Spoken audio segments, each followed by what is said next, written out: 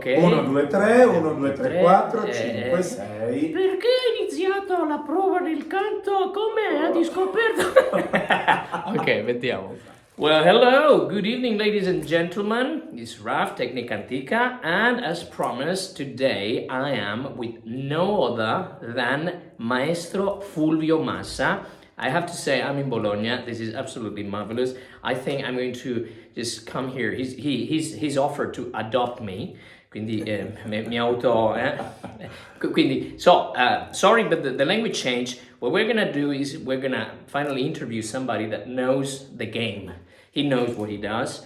I've been with him for a few days, and he's been teaching one of his students, and I've been basically witnessing what it is and what the game is. Is fantastic. So we're gonna get into it. We're gonna talk a bit about Fulvio. We're gonna talk about his education, where he studied, what he did, his career, and then obviously we're gonna talk about Melocchi. We're gonna talk obviously about technique, where he acquired that, and where is it possible to actually engage in that. Okay, so I will be translating from Italian to English.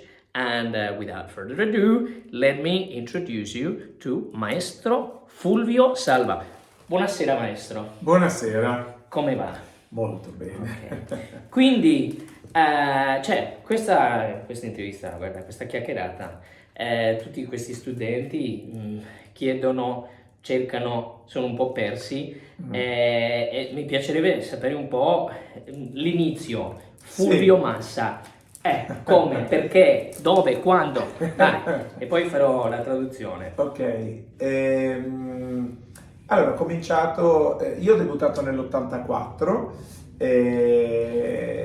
quindi sono quasi 40 anni, 39 anni quest'anno, e prima ho fatto il conservatorio, ho fatto i primi 3 anni col maestro Arrigo Pola e mi sono diplomato invece, gli ultimi 2 li ho fatti col maestro Magera, quindi ho cominciato bene perché Arrigo Pola era un famosissimo maestro, era il maestro di Pavarotti, Magera era il pianista, il direttore che dirigeva appunto Pavarotti, quindi due nomi molto importanti, e quindi ho cominciato veramente bene e ho debuttato quasi subito appunto nell'84 con un'operetta stupenda che era la Bella Galatea di Fonsuppè.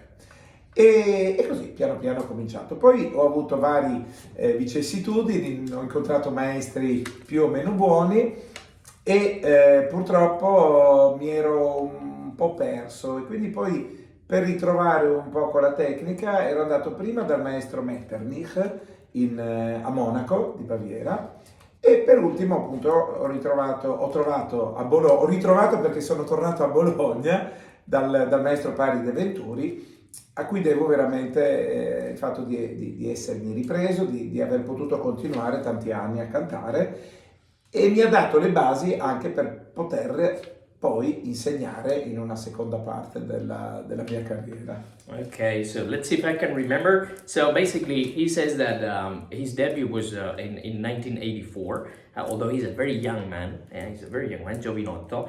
And his beginning was in a conservatory with Maestro Arrigo Pola.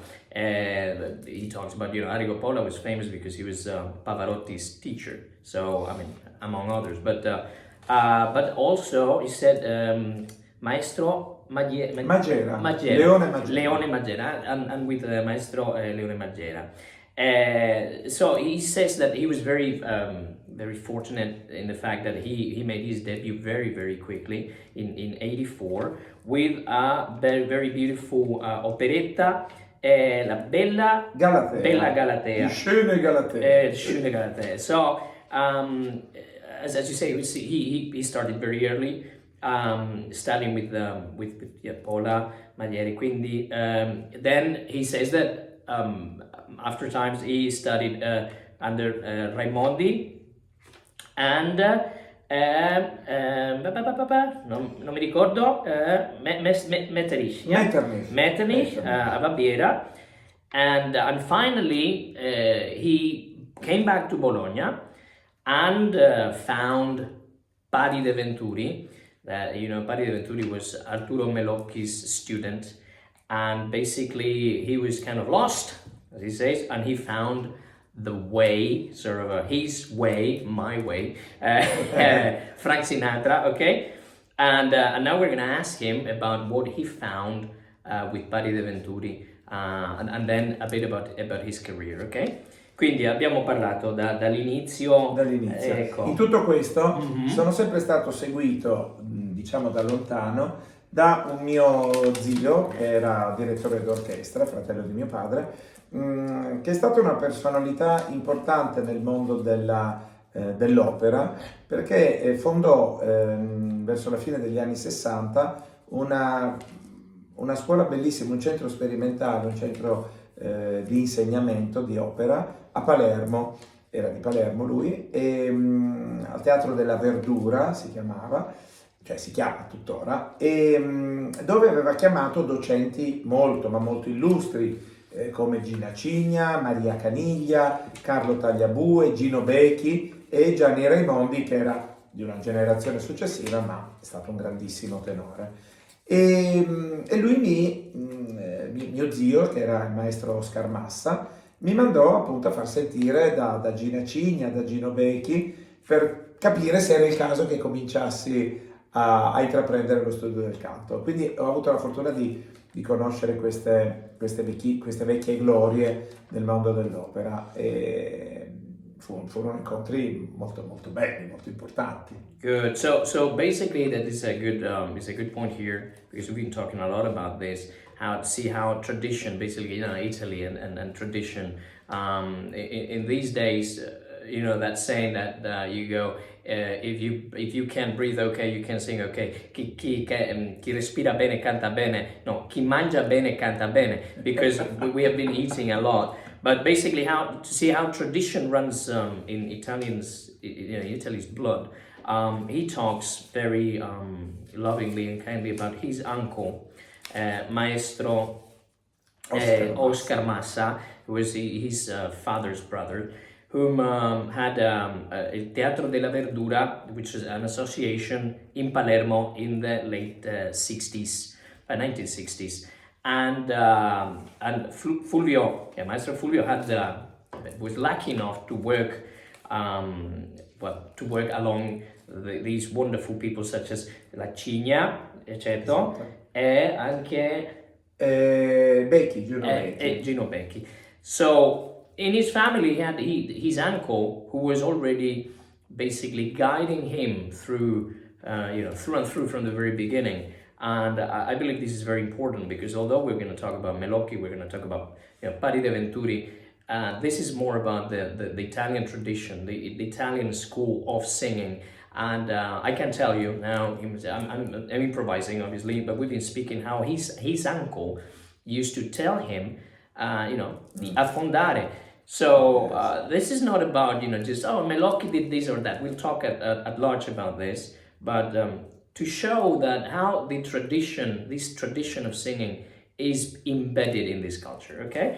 So, ecco, quindi abbiamo parlato un pochettino da Massa, del tuo zio. Quindi, dopo appunto, quando ho ripreso lo studio con Pari De Venturi, è stato l'insegnante sicuramente che mi ha fatto capire tante cose che mi erano state dette anche in passato, ma che non avevo capito così bene come compare. Il Pari aveva un grande dono, quello di far diventare tutto molto semplice, tutto molto naturale, di spiegare con tanta facilità tutti i meccanismi per poter cantare bene. Sono tutte cose che poi, appunto, come ho detto, mi erano state forse anche dette, ma non avevo capito così bene. Con Pari lo studio è stato veramente molto, ma molto bello, perché mi ha chiarito veramente il modo più semplice per poter cantare. Okay, so basically he's saying that once he returned to Bologna and started and Paride, quello che Pari De Venturi told him is that finally he sort of understood what apparently everybody else was telling him to do, but he didn't quite get it, because basically Pari De Venturi was very simple in the mechanics of the use of the voice, and it was a very beautiful way of in a way teaching. So he could finally understood exactly what he was owning his way, as in understanding what the hell was going on with his voice. So he couldn't do. That's what we'll talk about now. That is his career. So it is not that he taught a different thing. This is how he taught, or the way it was communicated to him. Okay, so that's basically, we'll talk at large about what are those principles and those mechanics, but basically he's addressing the fact that Pari De Venturi was very simple and very clear about how to use the voice, ok? Quello che diceva Pari è molto importante, molto interessante, a proposito di Melocchi, appunto ha sempre detto quello che Melocchi non ha inventato niente, ha fatto un metodo, ma era quello che facevano tutti i cantanti e tutti gli insegnanti dell'epoca passata. Non ha inventato una tecnica, non ha fatto niente di nuovo, ha solo fatto un metodo per poter arrivare a cantare, ma come facevano tutti i cantanti di quell'epoca. Non c'era nessuno che cantava in una maniera diversa da quella che poi ho appreso appunto dalla scuola di Paride. Okay, so basically it goes without saying, and you have all seen that, if you haven't, please do watch, that Pari De Venturi told him that he was not teaching something that Melocchi taught him because it was this new idea. Basically, he was trying to recreate what everybody else had been doing for such a long time, the traditional way of singing up to that date. So there was nothing new. It was this method of this compilation of what was available at the time that worked. So that's quite beautiful, if you know what I mean, because everybody's trying to sell the magic pill. And again, maybe we'll talk about this later on. We're trying to sell the magic pill. This is going to work. This doesn't work. No, this has been here forever. Okay, so it's nothing that all of a sudden Melocchi created this thing out of the blue. No, it was what everybody did. Ok? Quindi ho spiegato un pochettino quello che è. Quindi parliamo un pochettino di magari tua carriera. So we're going to start speaking a bit about Fulvio, the singer, ok? So his career. Allora, quando ho cominciato come tenore, ho cominciato molto giovane, ho cominciato come tenore perché ho sempre avuto una voce abbastanza lunga e ho cantato per quasi 6-7 anni come tenore. Poi approfondendo lo studio, la voce piano piano si è ampliata, ho guadagnato più armonici e mi sono trovato meglio a cantare nella corda di baritono, per cui mi sono fermato per 7-8 mesi e poi ho ripreso con appunto il registro di baritono. Con il registro di baritono ho affrontato diversi repertori, anche qualcosa di Verdi, ho fatto Germont, ho fatto Falstaff, ma diciamo che il repertorio dove mi sono più specializzato è stato da una parte il repertorio buffo, quindi Mozart, Rossini, Donizetti, l'Elisir d'Amore, Don Pasquale, e dall'altra ho approfondito anche molto il repertorio operettistico, che è stata una passione fin dal debutto. Operetti di Offenbach, di Strauss, insomma ampissimo repertorio operettistico, non so quante ne ho fatte, ma insomma veramente tante operette. Un repertorio molto ampio, molto bello, molto poco conosciuto in generale, ma di grande soddisfazione. E quindi ho affiancato sempre i due repertori, sia da una parte l'operetta sia l'opera. Credo che l'opera che ho interpretato di più sia stato Bartolo nel Barbiere di Siviglia, e Nozze di Figaro è stato anche un'opera che ho fatto parecchio, come Figaro, e Duca Mare, insomma tante. Okay, so here it goes. And actually you can witness this, because actually there is a Che gelida manina, sì. in which he sings as a tenor, and it's bloody beautiful, so you better take a listen. So basically he sang as a tenor for about 6-7 years, and then he found out that his voice sort of got amplified or became a bit more comfortable in the baritone sort of area. So he stopped, actually, he told me this yesterday, he talked to his teacher, parlato con Davide. Sì. So he stopped, he said, no, you know what, I'm going to stop, I'm going to take my time. So he stopped for about 8 months, and then he told his teacher, hey, you know what, this is what? And Davide ti ha detto, andiamo avanti. So he stopped for 7-8 months, and then he came back to his teacher. His teacher didn't give him, the finger. And he said, no, come here. So it goes without saying. And he found himself singing as a baritone, and a very large sort of repertoire, very variable repertoire. From Verdi, for example, he says that he sang Falstaff, he sang Traviata, Germont, but because he's a very funny guy, as you say,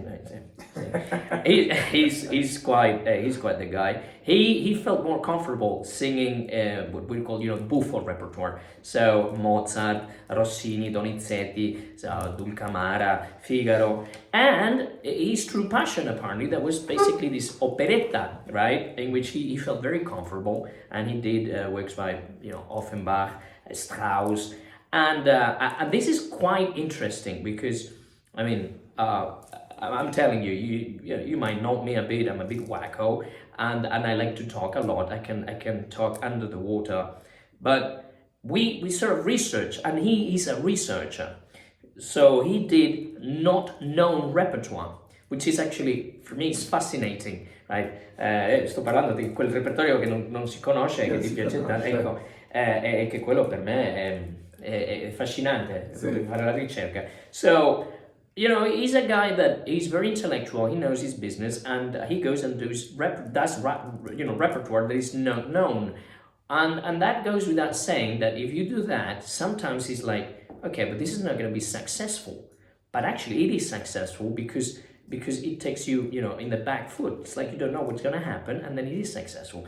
Sto dicendo che ci vuole coraggio per fare un repertorio non conosciuto, perché magari sul palcoscenico la gente non conosce certo. Ma l'elemento magari della sorpresa, no? Certo. È una doppia soddisfazione riuscire ad avere un successo con un'opera, con un repertorio meno conosciuto, no? Perché riesci a trasmettere, vuol dire che riesci a trasmettere qualche cosa in più e di affascinare lo stesso il pubblico, no? Anche se è un'opera non così conosciuta. Una grande soddisfazione.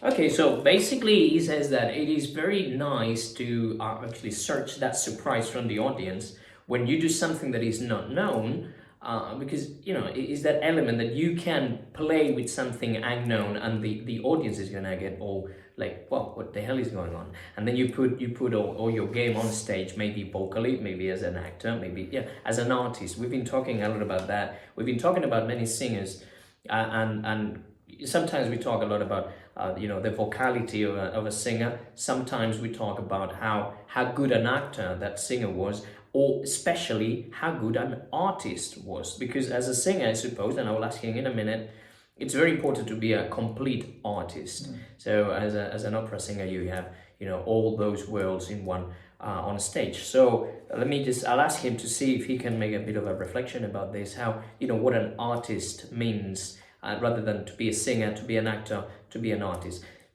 Quindi stavo dicendo che è molto importante, secondo me, questo magari per i giovani anche, che la voce, certo, voce, parleremo di questo tra pochi minuti, ma il concetto che per me c'è stato affascinante di essere un artista, perché abbiamo parlato questi giorni di cantanti e dice, la voce meravigliosa, ma non è un artista. Non è un artista, certo. E quindi l'attore, l'artista, la voce, cioè un pochettino... È tutto un insieme, no? Che deve essere.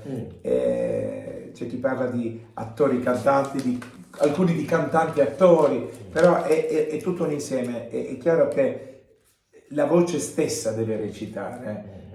Non c'è bisogno di fare grandi movimenti, grandi interpretazioni fisiche, ma è la voce naturalmente che guida e che deve recitare, deve dare l'idea del personaggio. Ci sono tanti cantanti che non si muovono tanto, ma che riescono a comunicare comunque il personaggio al pubblico. Questo secondo me è la cosa più importante. Recitare cantando, questo.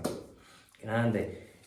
So basically, it's exactly what I was sort of thinking about. As in, we're improvising here. There's no real script.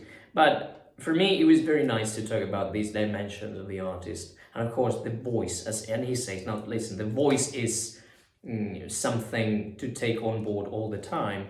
But you find within all these so marvelous variety of people, you find the singer, actor, the actor, singer, or finally, the artist, and what it means to be.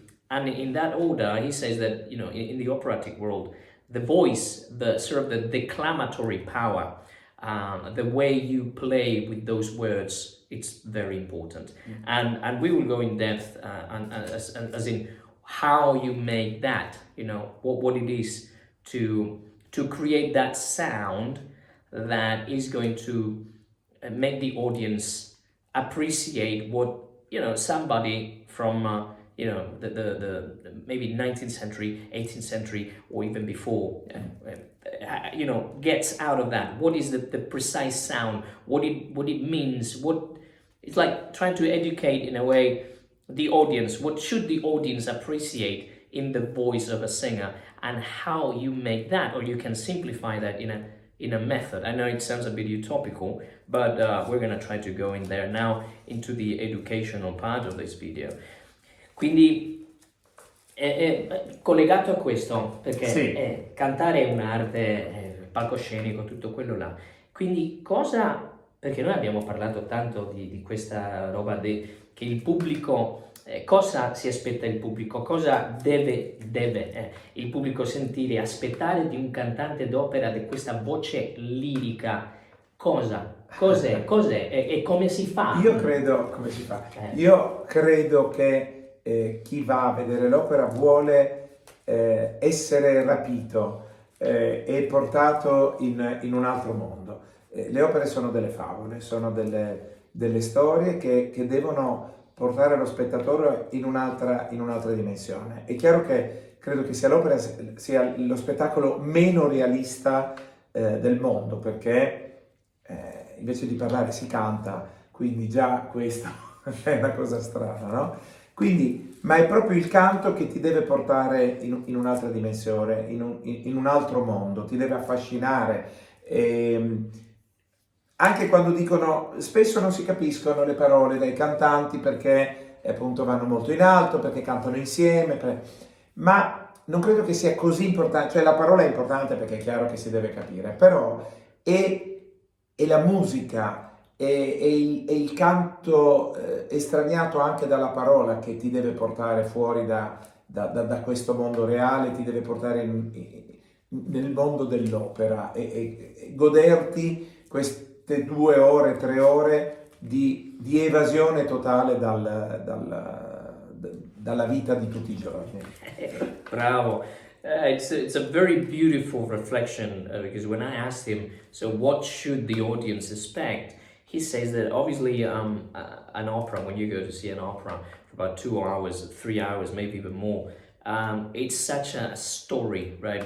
Maybe with a morale in it, and you get so emotional. Basically, something really beautiful that he says is that perhaps opera is the less realistic of all arts, since actually you're playing with words, but you're not speaking, you're singing. And sometimes he says that it actually is quite beautiful, because he says you might not understand what the singers are sort of singing in a way, but you get moved by that because of the music and that sort of interrelation, the relationship between the music, the acting, and the words, the singing.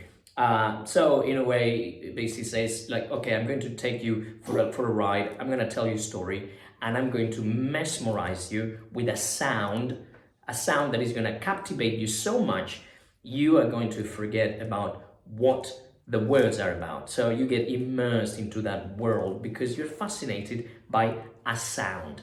And I'm going to ask him what are the principles of those, those sounds that, should, in a way, should is a, kind of is an easy word, but, how can we captivate the audience with that sound that perhaps, since we've been talking about this, and I'll ask him in a minute, it's going to do the job. It's an opera house, it's a theater, it's a stage. You have no microphone. You're not supposed to have a microphone. Thus, you are the microphone. So what is meant to be that lyrical sound, that legit sound, and where does it come from? How do you sort of do it? There are no secrets here, but there is a tradition. So we're going to ask him about that. Quindi, bellissima quella riflessione l'istoria, trovare le emozioni, poi che meno se non si capiscono le parole, guarda questo suono, questa voce con la musica, ti porta via la realtà. Esatto. Quindi quel suono giusto in teatro, non c'è il microfono, ma so che capisci bene l'inglese, ma guarda che ne facciamo così. Quel suono che è così attrattivo, un suono di teatro, come diceva Giacomini, che l'abbiamo detto un sacco di volte, la voce in teatro ci vuole la voce per il teatro. Ecco, quindi un pochettino come si mangia quello? È una lunga discussione questa. Okay. Ci sono tante scuole di pensiero su questa cosa. Quella che credo sia, quella in cui io credo e in cui credi anche tu naturalmente, ed è quella che ho imparato in questi anni, e come amplificare la propria voce usando assolutamente tutto il corpo.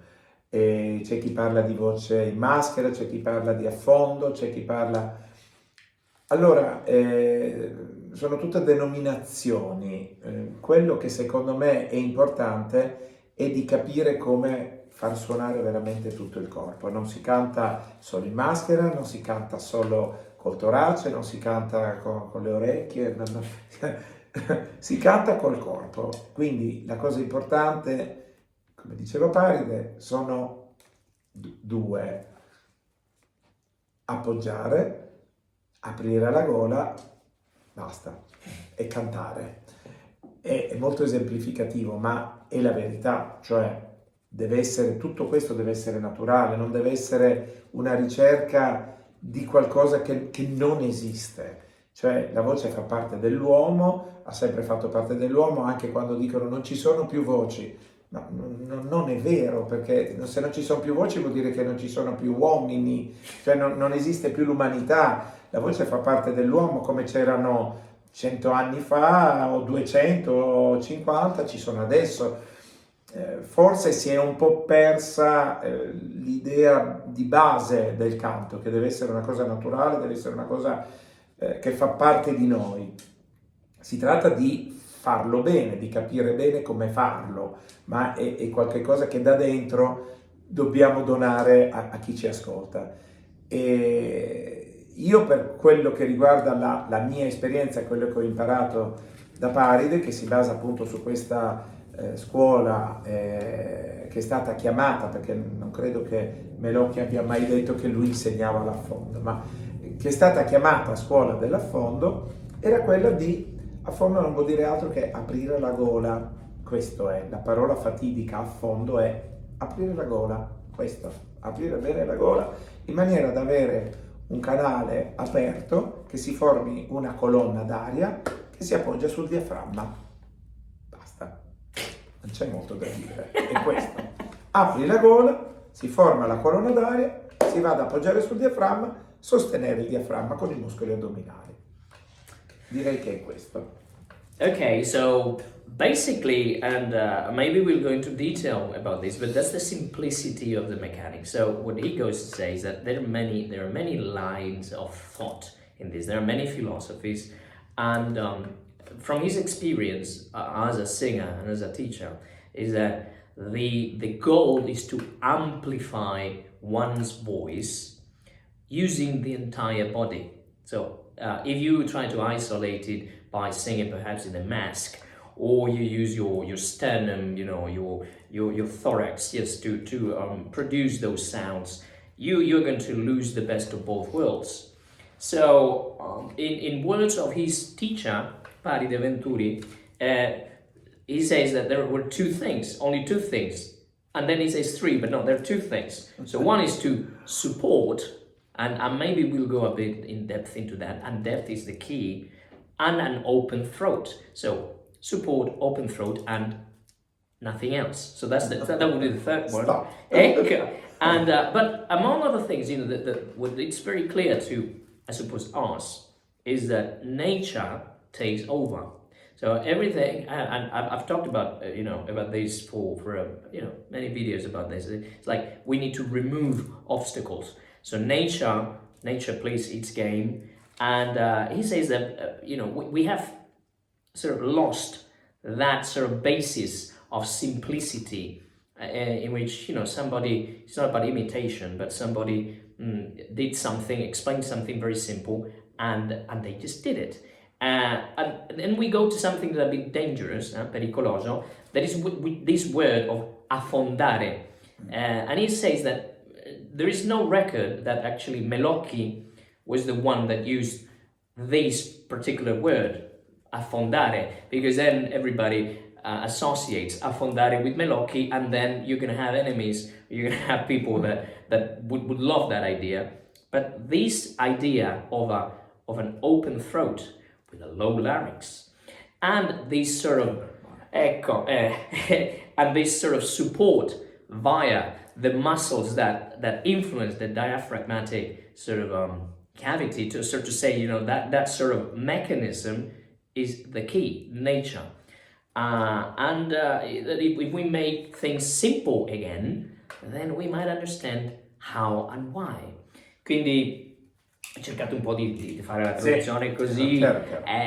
Perché magari ci chiedono, ok, va bene, apri la gola e appoggia, ma come? No, come si fa quello che magari noi parliamo e magari noi capiamo?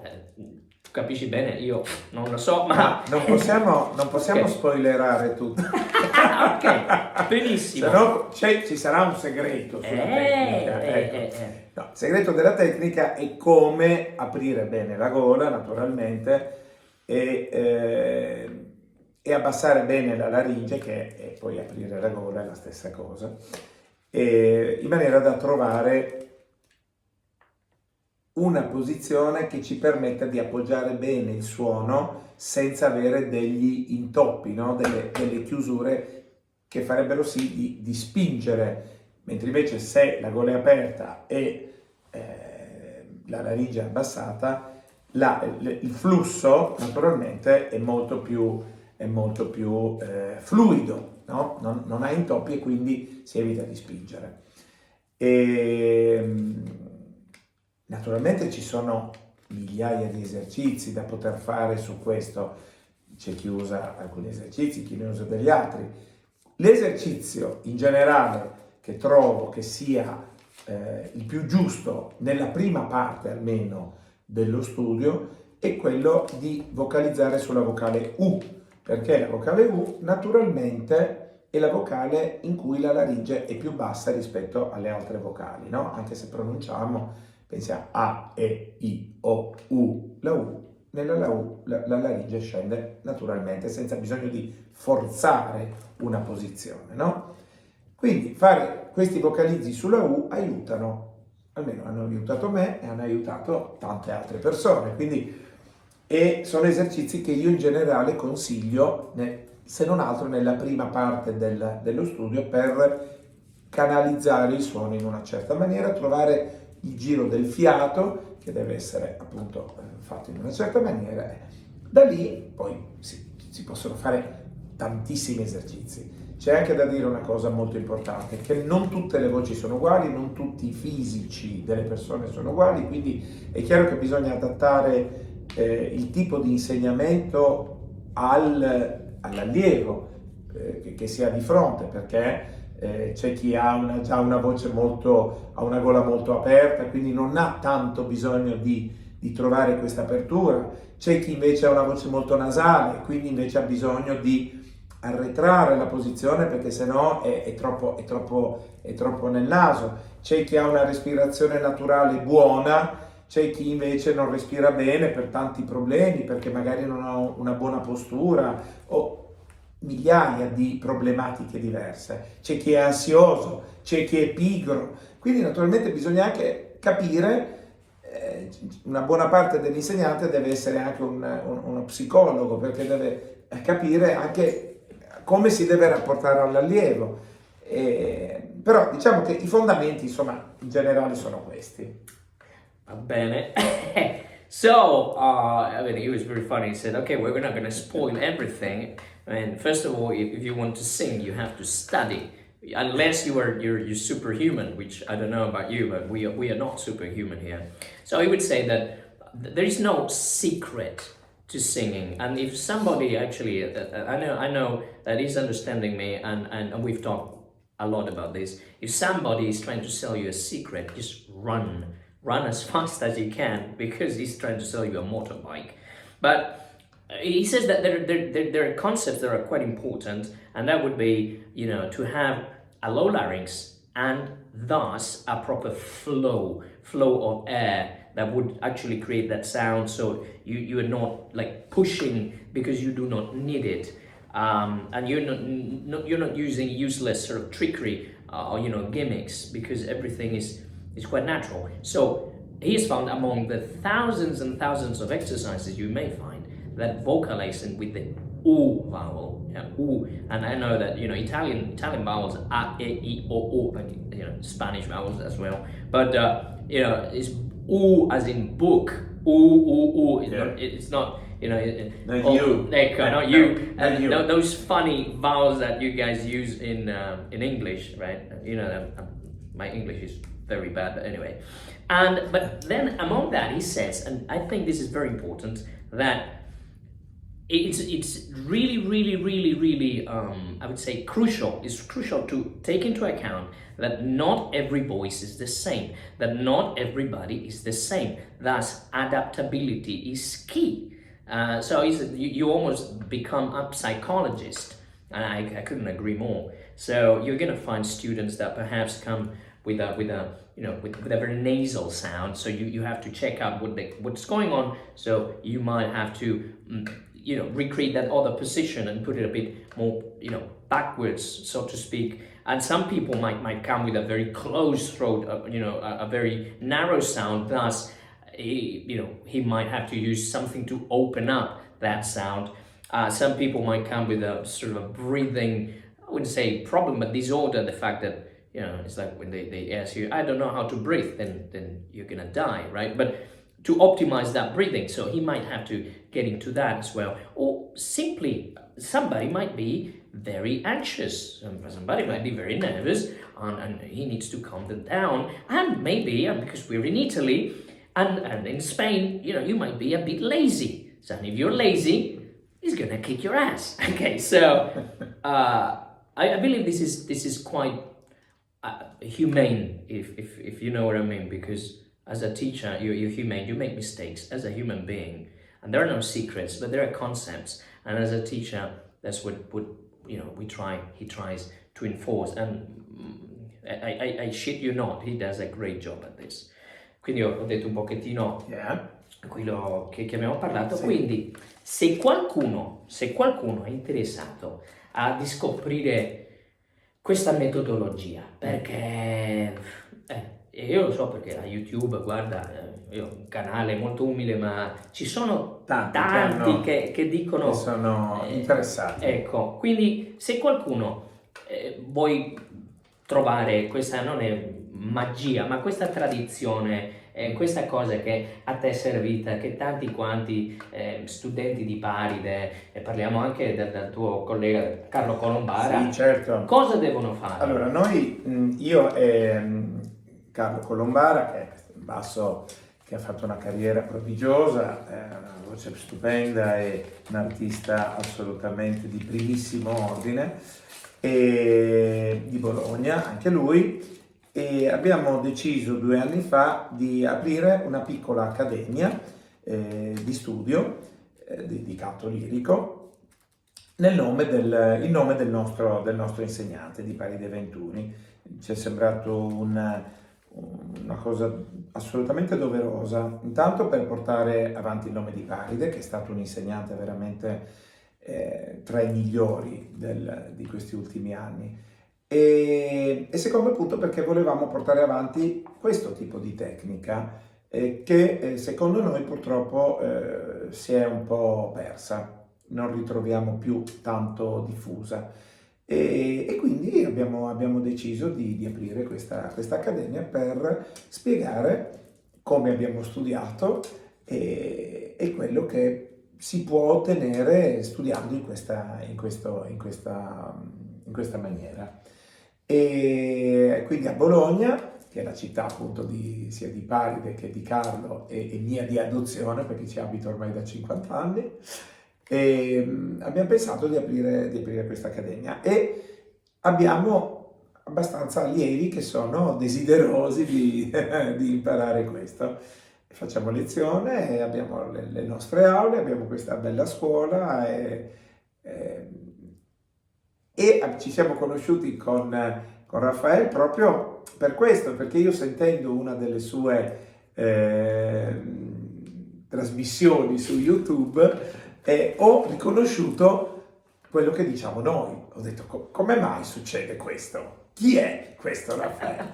E quindi mi sono messo in contatto con lui proprio per sapere. E infatti abbiamo scoperto di aver avuto degli insegnanti, sia io che lui, che avevano studiato il metodo appunto del maestro Melocchi, di Arturo Melocchi. E da lì poi abbiamo cominciato a chiacchierare su questo, trovandoci d'accordo su un'infinità di cose. È stata una cosa molto, molto bella, molto interessante, che credo che continuerà per molto, molto tempo. E quindi questo. Okay, so basically, I'm quite moved actually, because I didn't expect all that. Basically, Fulvio is in Bologna, and so is his colleague Carlo Colombara. 2 years ago, they decided to start a small academy, which we are right here, in Bologna, with the name of Paride Venturi, because they wanted to put forward the name of a teacher that for both of them is one of the most representative teachers of the of the 20th century in a way. So it's like one of the last ones, right, to actually speak this language of simplicity, those mechanics. So they have a very beautiful, small yet beautiful, humble school in Bologna.